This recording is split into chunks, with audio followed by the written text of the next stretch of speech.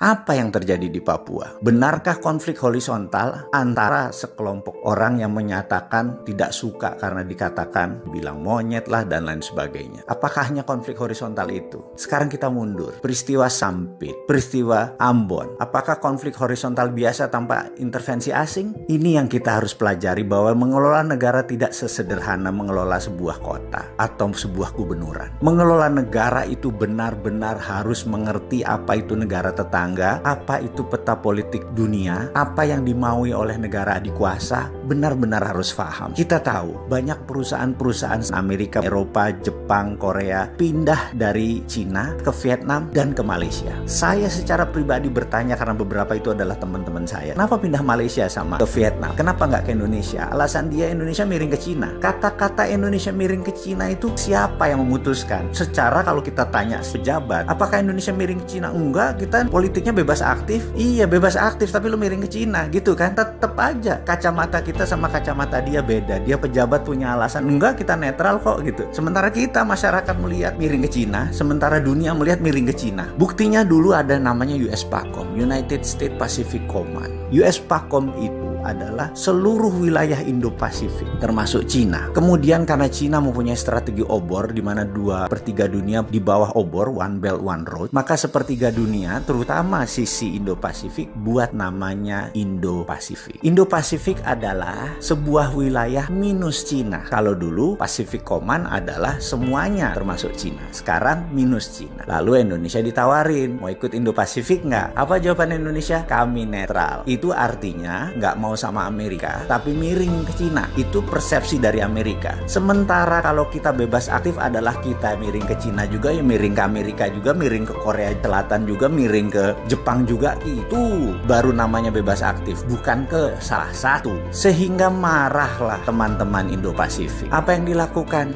Sama seperti yang lalu-lalu. Digoyanglah, pasti digoyang, pasti diintervensi. Teriak referendum, teriak merdeka, pasti ada yang desain. Apakah rakyat Papua yang ingin merdeka? Enggak. Yang jelas adalah Amerika ingin ngegoyang Indonesia. Itu yang jelas. Dan bagi saya, wahai pemerintah, jangan abaikan Amerika. Lobby ulang Freeport, lobby ulang Indo-Pasifik. Sebenarnya nggak bakal lepas, tapi goyangnya itu loh yang nyebelin. Sehingga kita itu tidak bisa tentrem. Kalau bahasa Jawa itu adalah Indonesia nanti gemah rimpah rojirawi ijo royo-royo itu. Kalau kita lakukan 3 hal, yaitu menoto supaya tentrem, supaya Kertora Harjo sejahtera. Gimana bisa sejahtera kalau kita nggak tentrem? Gimana kita bisa tentram kalau kita tidak ditata? Jadi natanya gimana? Nata dunia. Jangan miring ke salah satu. Mentang-mentang Cina sering ngasih duit walaupun pinjaman atau hutang. Jangan itu jadi solusi. Lihat Jepang, lihat Korea, sahabat kita lama itu.